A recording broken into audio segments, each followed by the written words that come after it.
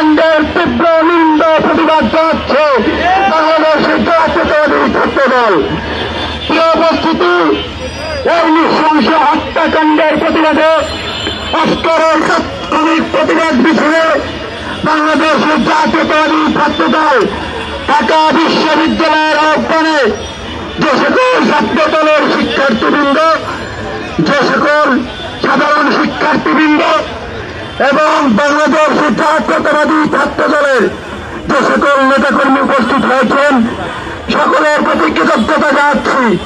আজকের এই তাৎক্ষণিক প্রতিবাদ মিছিলে আমাদের মাঝে উপস্থিত রয়েছেন বাংলাদেশের জাতীয়তাবাদী ছাত্র দল ঢাকা বিশ্ববিদ্যালয়ের সংগ্রামী সভাপতি গণেশ চন্দ্র রায় সাহস।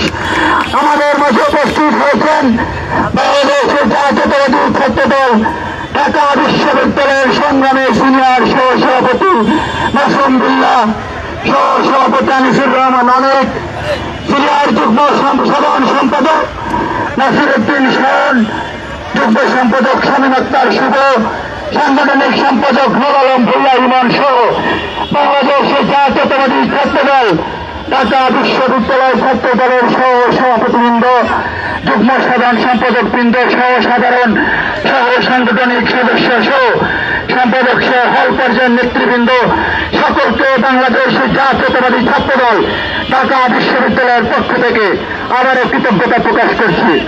এ পর্যায়েও এই তাৎক্ষণিক বিক্ষোভ পরবর্তী মিছিলে আপনাদেরকে সংক্ষিপ্ত করে বক্তব্যের মাধ্যমে বক্তব্য রাখবেন বাংলাদেশের জাতীয়তাবাদী ছাত্র দল ঢাকা বিশ্ববিদ্যালয়ের সংগ্রামী সভাপতি গণেশ চন্দ্র রায় সাহস। বিচার বিচার বিচার চাই, বিচার বিচার বিচার চাই, হত্যাকারীর বিচার চাই, বিচার বিচার বিচার চাই, বিচার বিচার বিচার চাই, প্রিয় সহযোদ্ধা নেতৃবৃন্দ, প্রিয় ইলেকট্রিক এবং প্রিন্ট মিডিয়ার ভাই ও বোনেরা, আপনারা সবাই জানেন বিগত 9 জুলাই প্রকাশ্যে দিবালোকে স্যার সলিমুল্লাহ মেডিকেল কলেজ এবং মিটফোর্ড হাসপাতালের সামনে লাল চাঁদ ওরফে সোহাগ নামে একজনকে হত্যাকাণ্ড ঘটিয়ে রাস্তায় ফেলে যেভাবে উল্লাস করেছে বিভৎসভাবে, তারই প্রতিবাদে বাংলাদেশ জাতীয়তাবাদী ছাত্র দল ঢাকা বিশ্ববিদ্যালয় কর্তৃক আয়োজিত আজকের এই তাৎক্ষণিক বিক্ষোভ প্রবৃত্তি সমাবেশে আপনাদের সবাইকে জানাই আন্তরিক কৃতজ্ঞতা।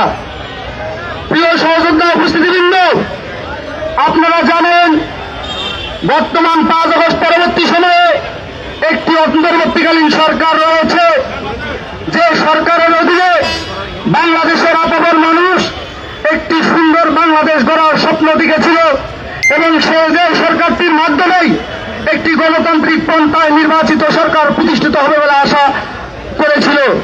কিন্তু এই বিগত 4 মাসে আপনারা জানেন সোহাগ হত্যাকাণ্ড সহ এই ঢাকা শহরেই 136টি হত্যাকাণ্ড সংঘটিত হয়েছে এবং সারা বাংলাদেশে 1244টি হত্যাকাণ্ড সংঘটিত হয়েছে।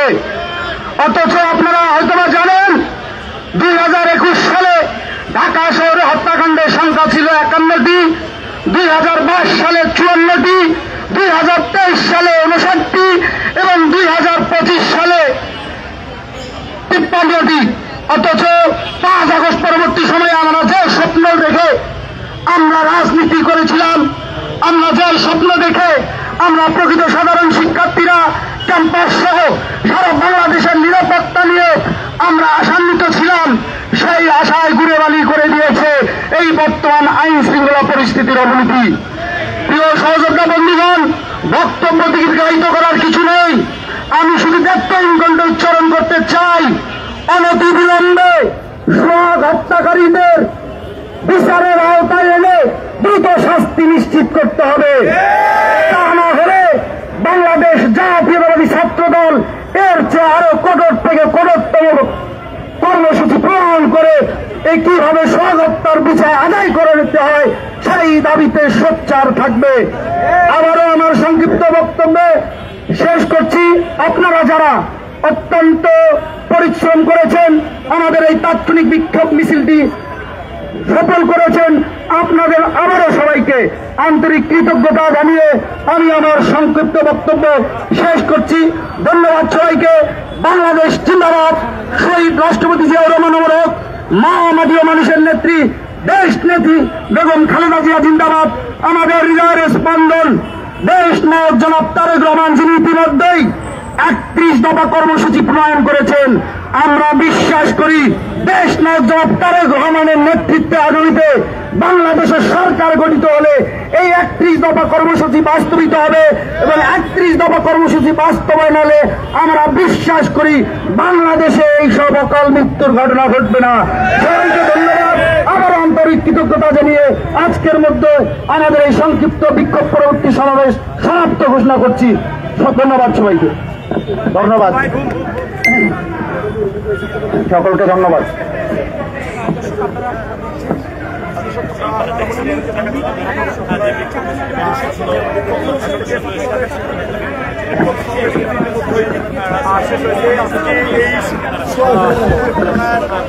কেন্দ্র করে কিন্তু সমাবেশ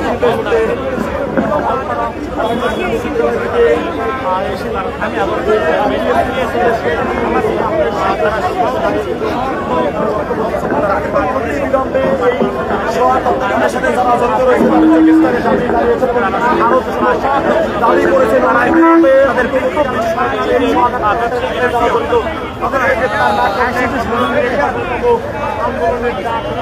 কি অবস্থা হয়ে গেল, কি দেখাবো এখন, এতগুলো মানুষ দেখতেছে।